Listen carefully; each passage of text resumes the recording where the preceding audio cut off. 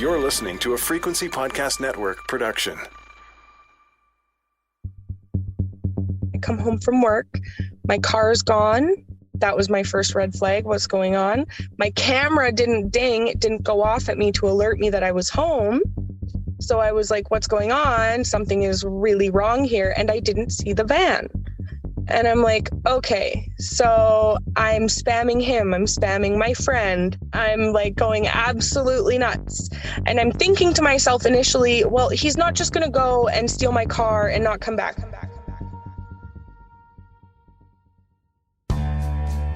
March Vautour is the 1%. He made his fortune in oil and cryptocurrency.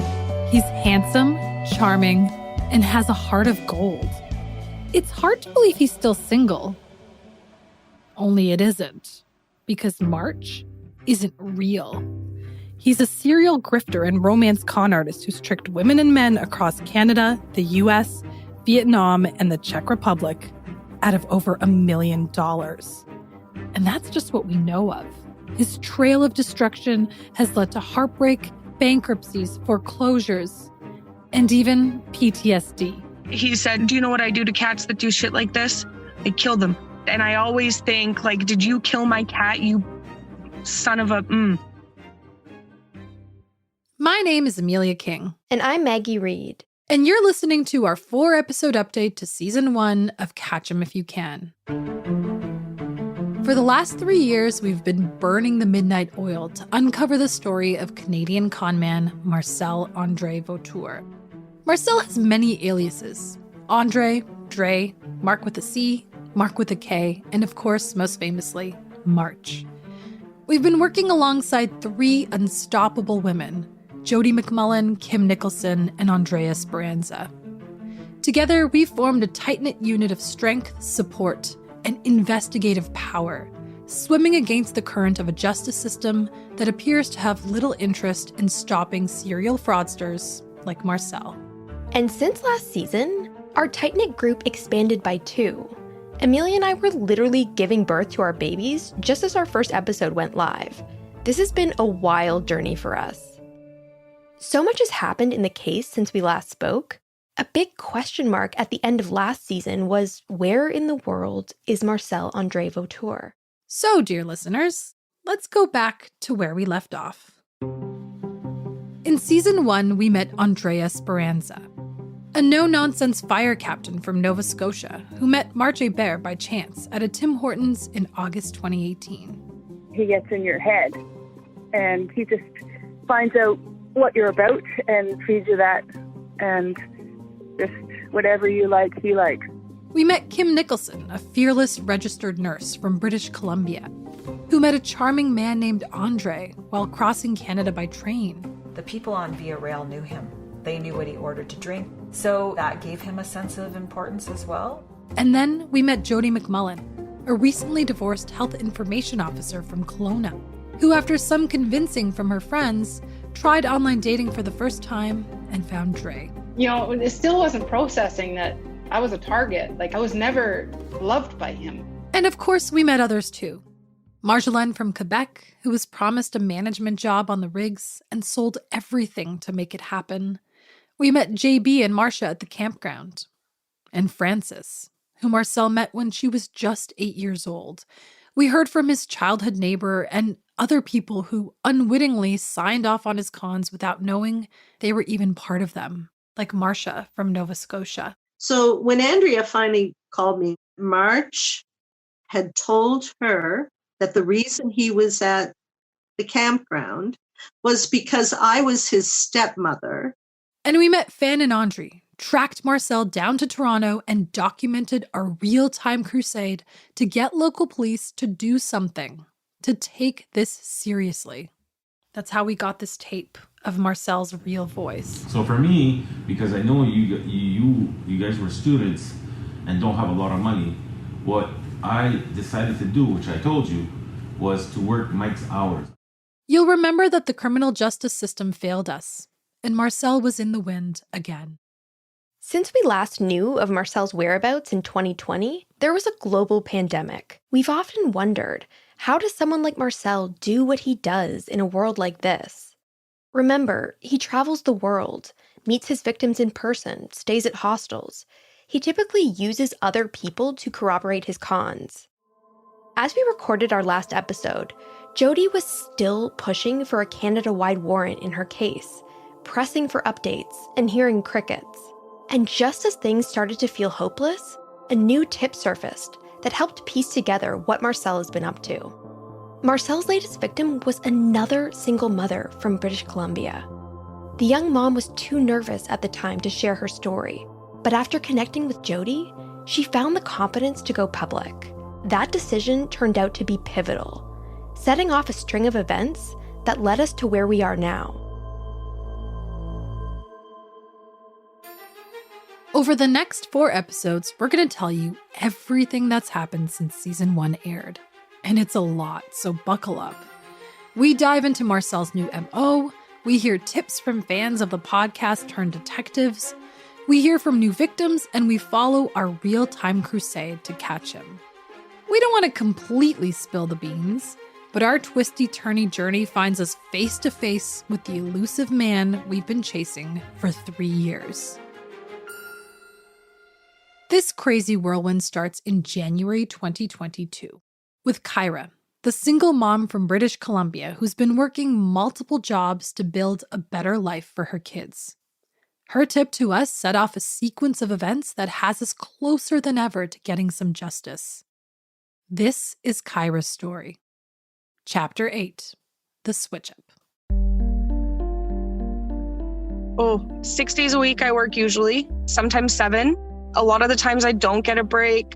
Kyra's going through a rough patch with one of her exes. I was also going through some issues with one of my exes in regards to a custody battle, I would say.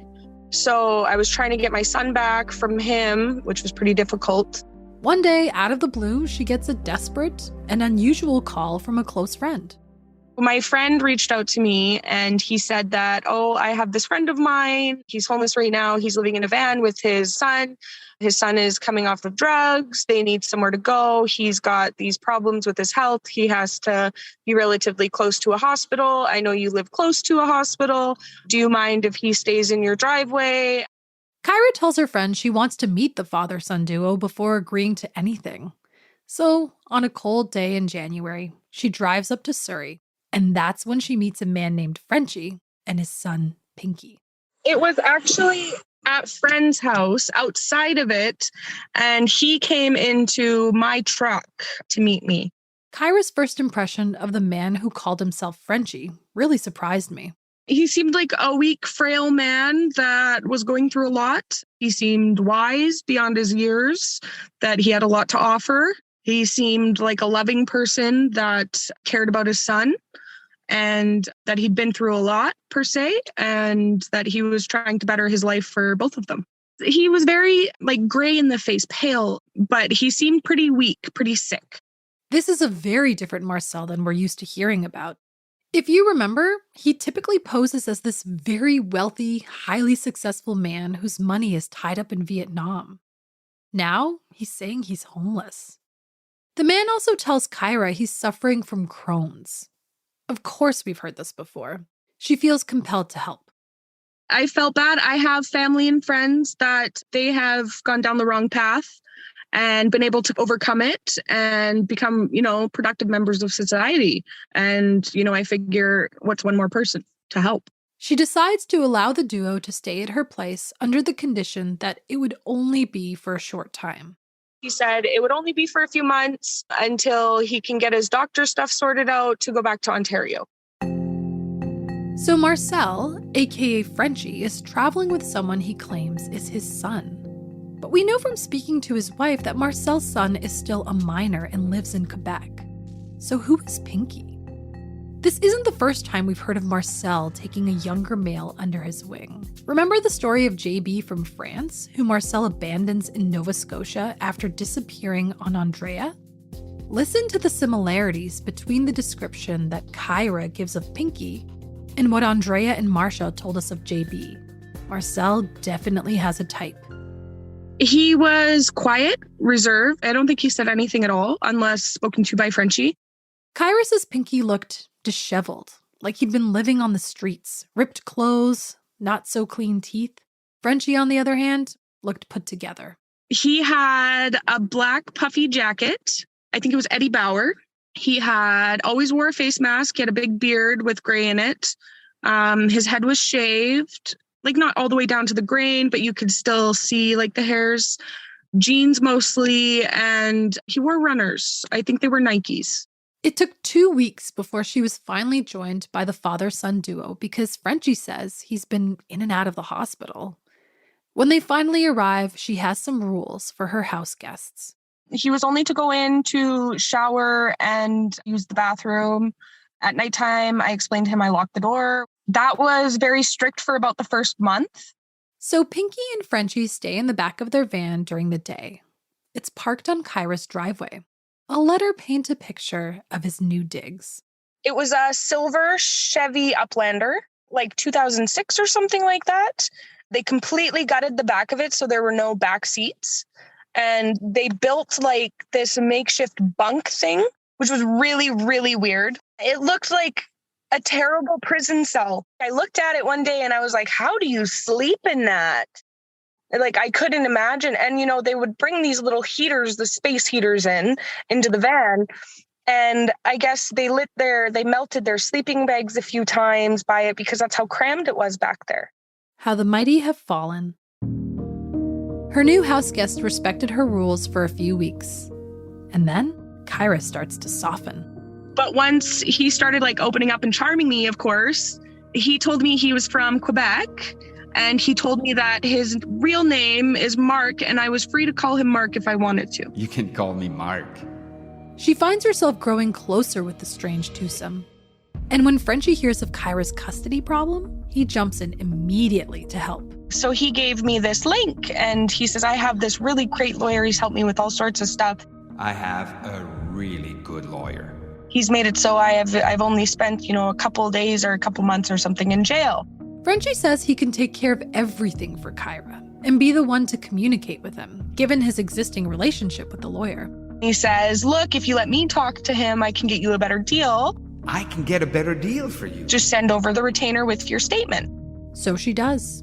And after a little back and forth with the lawyer, Frenchie tells Kyra she'll be able to get her son back really soon. Good Friday was the day that I was going to go and get my son with the lawyer. You'll be with your son again soon. Then at one point, Frenchie comes to Kyra with a problem.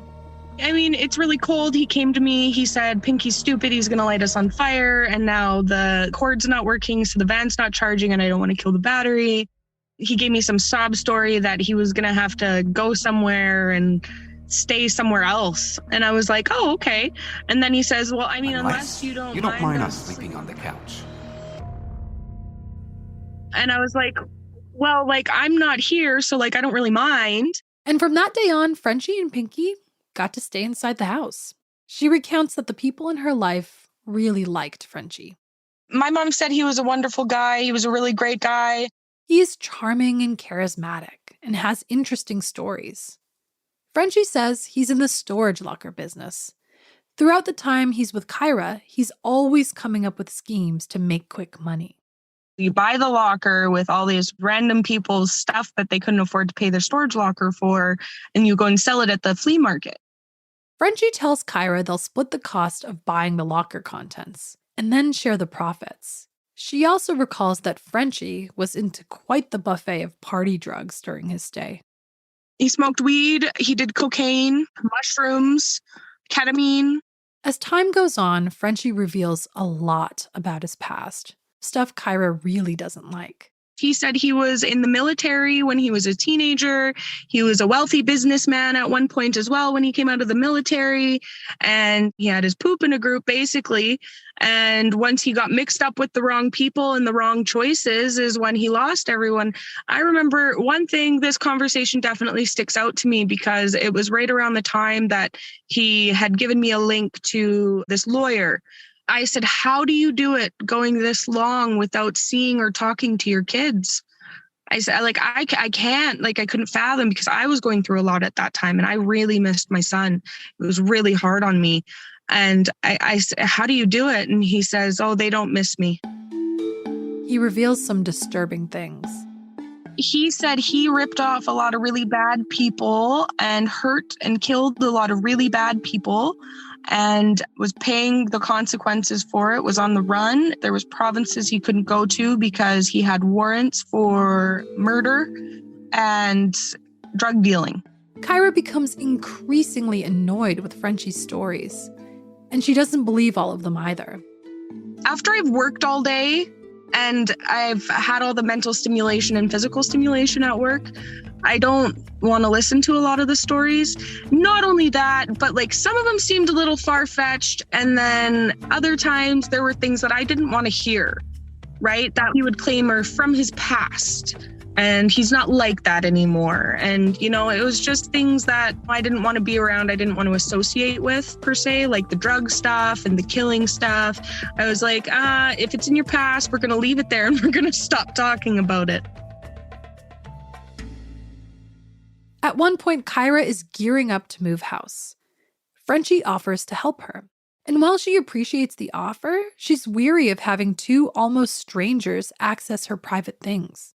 I was like, look, like, I respect your help. Thank you. But I don't want anyone going through my stuff. You know, that's the potential. I don't want to be frauded. And Frenchie got really, really, really mad. He made all of us, me, my friend, and Pinky, sit down in my living room, my old living room. And he says, if that's the kind of person you think I am, why do you have me around? I've killed people. I'll kill you right now. Fraud is nothing to me. I don't scam people. I don't fraud people. That's petty and this and that. And he got really, really, really mad that I would even think something like that. His disingenuous outrage is infuriating. Soon, even more red flags began to emerge, like the way Frenchie would always speak for his son. I would try to say, would you and Pinky like something to eat? Would you guys like to, you know, come grab something? Oh, no, Pinky's fine. Just leave him. He's fine. He doesn't want anything. He doesn't want anything to do with anyone. Just leave him. And he wasn't allowed to really be with any one of us unattended, like without Frenchie there. Now that you know what you know, why do you think he was doing that? I think maybe he didn't fully trust Pinky to be as sneaky as him. Other inconsistencies come out too, like the whole father-son thing. So at first, they were blood, like that was his blood son, like his biological son. And then afterwards, Frenchie started referring to him as an adopted son. And that was kind of one of my first red flags. And I was like, well, why would you say that that's your like actual son and then it not be your actual son? Like, and then later, like admit it, like catch yourself in that lie. You know what I mean? So it was my ex that pointed it out. He was like, well, I thought that was his biological son. Why is all of a sudden he's not? And he actually said something to Frenchie, and Frenchie stumbled on his words and he created some big elaborate story to why he said it. And then there's Frenchie's alleged Crohn's. One thing that really got me, because like I have borderline Crohn's, he would say, oh, I can't eat rice, pastas, breads, blah, blah, blah, blah, blah. No candy, no chocolate, none of this. And then he would go and get a McChicken and fries from McDonald's like every day. He also didn't have any scars. He claimed he went for surgery. And this all came about after the fact. Me and my friend, we looked at each other and we were like, where's the scar? He never showed us the scar. Kyra is also increasingly frustrated with the lawyer Frenchie hooked her up with to win custody of her son. There was $2,000 given for a retainer, and I hadn't seen any results. I was asking about it every single day. Kyra also tells me of a disturbing situation that happened with one of the Russian Maine Coon kittens she breeds. I went to work, and I came home from work, and my youngest son, he had said to me, Mommy, there's something wrong with Missy. Well, what's wrong with her? Well, she's really cold and she won't move. And I'm like, oh my gosh, I freak out. And, you know, I take her to the vet and we do all these tests. There's no bacteria or anything. We did an x-ray. We did the autopsy on her afterwards. And it came back to neck and spine trauma, which absolutely shattered me because she was such a sweet little girl. Kyra says Frenchie disappeared the day of the injury, but came back the next day. And I was distraught. She was my baby. I was very upset. And one of the other ones had peed on his sleeping bag. And he said, do you know what I do to cats that do shit like this? I killed him. I killed my girlfriend's cat. I was baffled. And like, that's the one thing, it rings in my mind. And I always think like, did you kill my cat? You son of a... Although Kyra doesn't have any proof to link Frenchie to the incident, she doesn't believe that anyone else staying at the house could have done it. My brother actually laid with her until she passed away, which was really, really hard. My son is very, very gentle. He doesn't have the strength to create that kind of trauma. And then my friend, he has severe sleep apnea. He slept all day. So those were the only people that were in the house that could have done other than Frenchie in the morning. Kyra also says Frenchie would fly into fits of rage whenever he was questioned or denied something he wanted. Anytime I questioned his character, if my brother questioned his character, if my friend questioned his character's motives even, a story, if we questioned a story, say for instance, like when he claimed he went to the hospital and had surgery, I questioned how he was able to be so mobile after surgery. He got defensive about it, very defensive. And then we had to have this big talk about trust and communication. And he would often yell things Kyra didn't believe, but disturbed her nonetheless. A lot of it was he has nothing to lose. It would be like, I have nothing to lose. You really think that's behind or beneath me, is what he would say. I'll kill anyone. We all bleed red. I'll kill anyone. We all bleed red.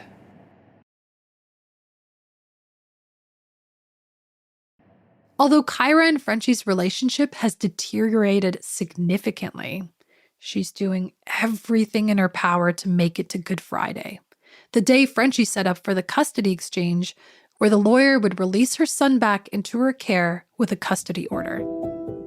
I was so ecstatic. I went and I prepared the bedroom. I got him a whole bunch of new stuff.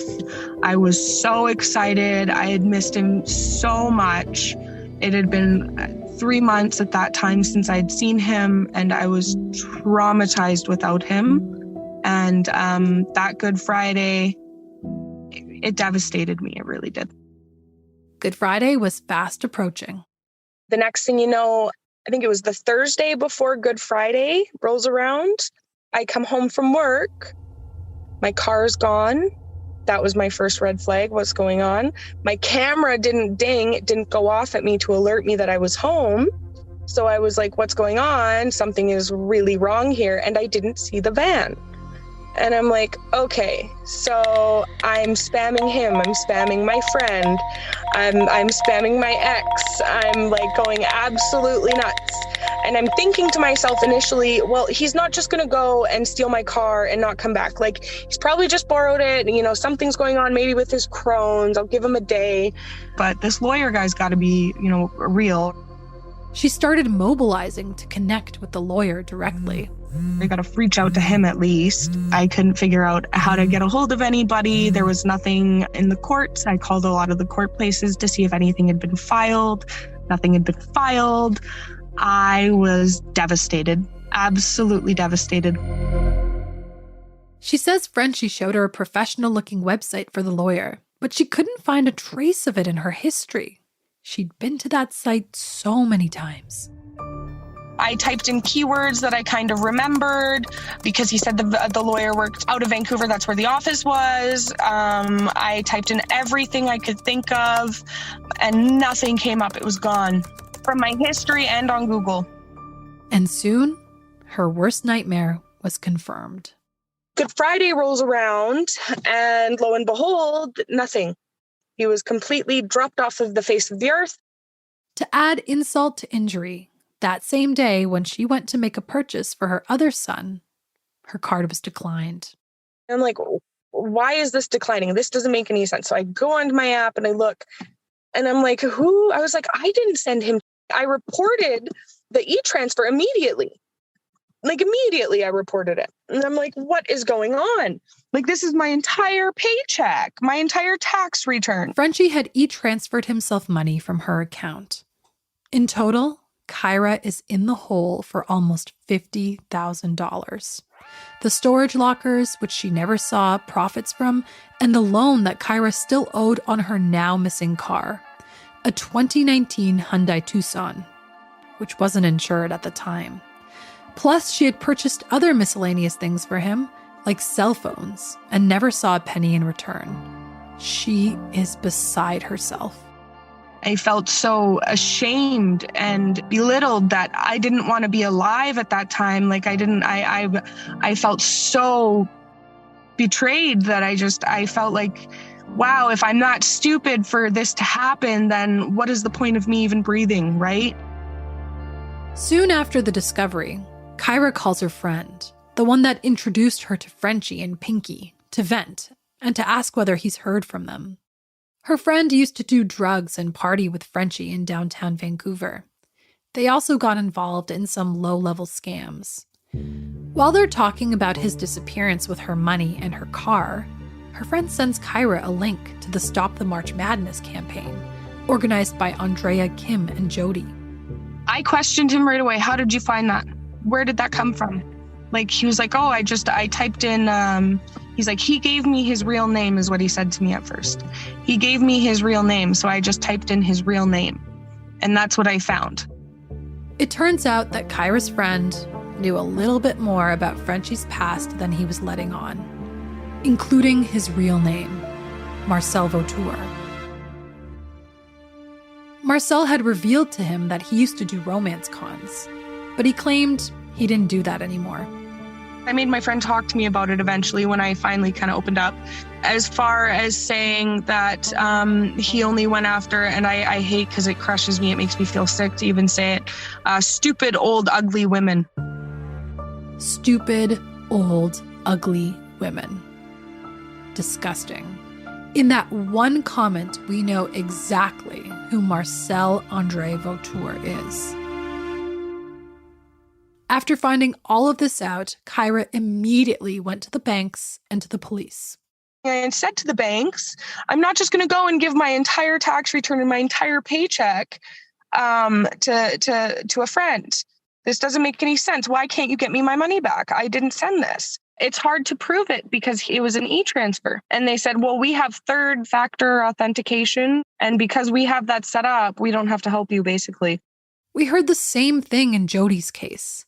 Even when you claim someone infiltrated your bank account, when that money comes in and out of your own account, it's very difficult to prove that you didn't send it yourself, that you didn't loan someone money and now regret it. They wouldn't help me. They wouldn't give me my money back, nothing. So I gave up. She says the police were also unhelpful. I called the police, I made a file, and they didn't really pursue the theft, like the money. I spoke to an officer twice about my car. Like, you stole my car, you stole my livelihood. How am I supposed to do anything? And they said, oh, it's common. A lot of cars are going missing nowadays. I've reached out a couple of times. I still haven't heard anything back. They do nothing. Kyra says the local police told her if she wants a warrant, she would have to present proof that Frenchie and Pinky stole her car. But he sabotaged my cameras. All of the memory was gone and they were unplugged. So it was completely erased. I'm not surprised by this response. The other women have heard the same in their reports to police. The onus is on the victim to prove there was wrongdoing, which, as we know, can be difficult in these cases.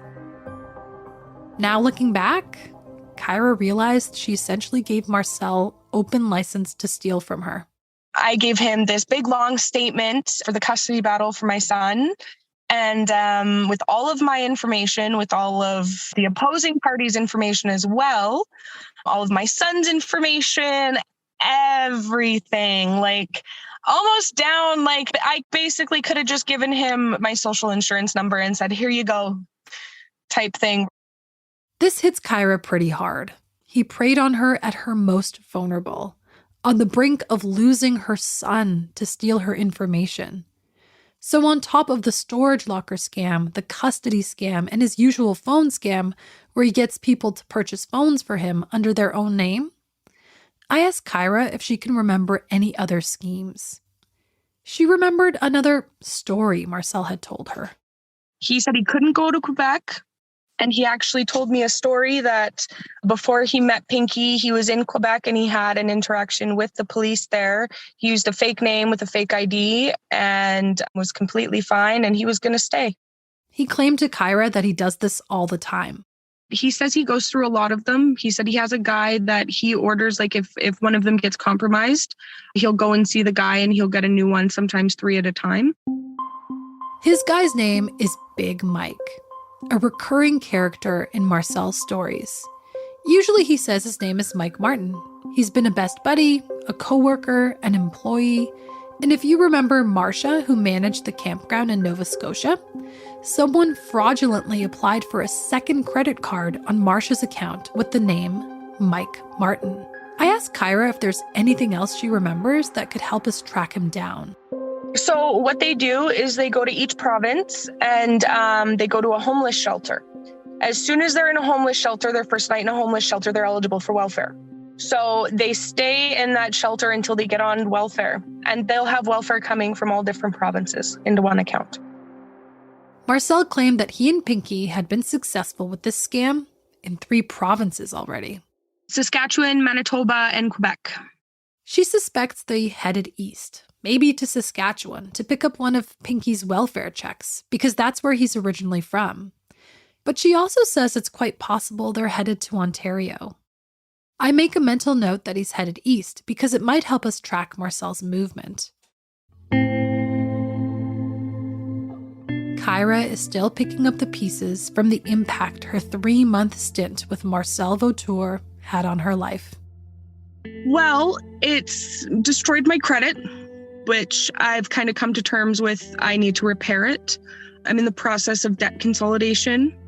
And I'm still battling in court too, right? So working my butt off trying to rectify my credit and get it back to pristine the way it was, which I know that can't happen, but I'm still trying. What's worse is the way it derailed her custody case. It put me back months, and it made it so paternal grandma had the opportunity to take me to court when it's a race to court at that time. So by giving me that big runaround with the fake lawyer, it gave her extra time. And it really messed with a lot of stuff and delayed a lot of stuff. And it put my son in those unfortunate circumstances for even longer.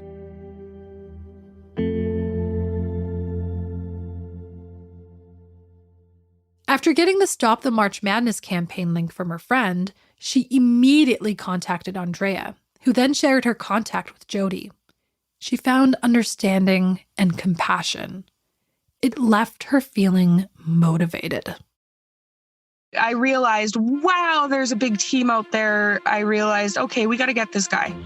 Kyra was so fired up, she told me she started writing letters to government officials. I wrote a mass email about what he did to me and what he did to everybody else, and how he was still at large, and how our justice system is failing us. And there's nothing the police, the courts, anybody will do. And he is still victimizing people, still ripping people off, still frauding them.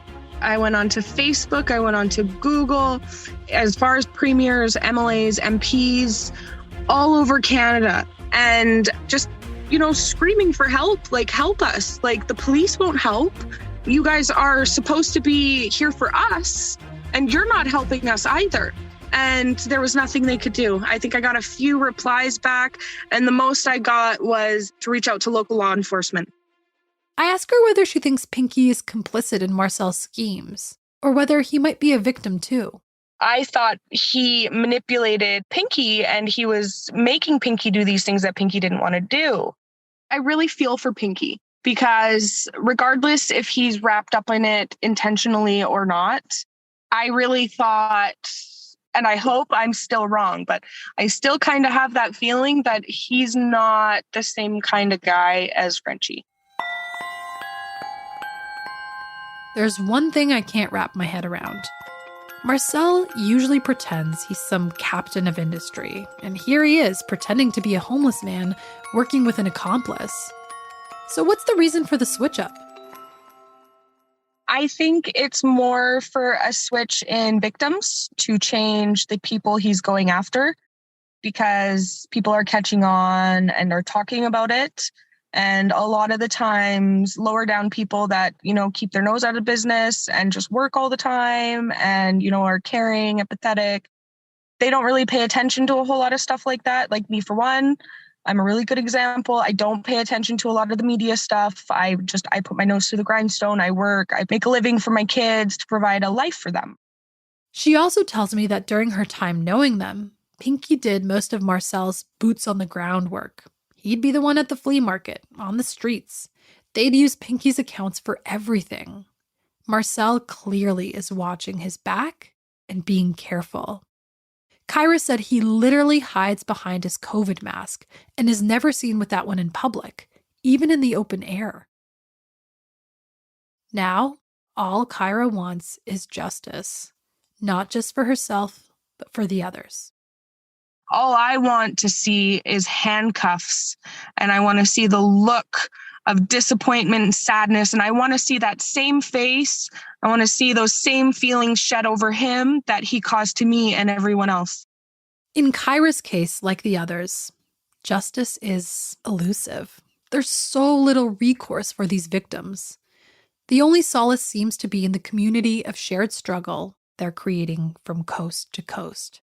But it's not all despair. This point of contact, while devastating, added some lifeblood back to the case. Our conversation with Kyra gave us a lot of intel. We know Marcel is in Canada. We know he changed his MO. We know he's getting more desperate. And we know he's very likely heading east with his accomplice, Pinky. What we didn't know was how soon we'd hear of another sighting. This time, it's in our own backyard. On the next episode of Catch 'Em If You Can, we get a live tip from a listener of the podcast. I saw somebody coming to my place of work that I thought was March. I was convinced that I was making it up in my mind. What are the chances of this protagonist of this show that I'm listening to ends up on my doorstep? This drop-in center, it's in the West End. This is actually very close to my house. Should I go and see if it's him? Do we think that's safe? Coming up on this season of Catch 'Em If You Can. So even though he's been doing this for 27 years and does this all across Canada, you don't feel that it's in any way protecting the public? I'm sympathetic to what happened to you, but it's a situation. I looked at the evidence, but in my view, the prosecution of this matter is not in the public interest. He always had a tensor bandage on his leg and arm. He would wear shorts. Right where the tattoos are, he finally had to take it off, and I saw the tattoo on his leg. It's shocking that just some, random person was listening to our podcast, and the very next day he goes into work and he's like, oh my God, that's him. He's right here in front of me. Jody told me that. He was supposed to be in rehab, but forget it. The rehab is in Vietnam now. Because he said Donald would not forget his tattoos and he wouldn't forget his face because he stole from him. All right, we need a visual. We need to get a photo. Catch 'Em If You Can is created and produced by Pink Moon Studio in partnership with Frequency Podcast Network. It's written and reported by me, Emilia King, and Maggie Reed. Evan King is our editor. Hannah Willis is our associate producer. Ryan Clark is our sound designer. Stephanie Phillips is our showrunner. Mary Jubran is our digital editor. Diana Kay is our business and development manager. And Jordan Heath Rawlings is our executive producer. Follow us on Twitter, Facebook, and Instagram at Catch'emPod.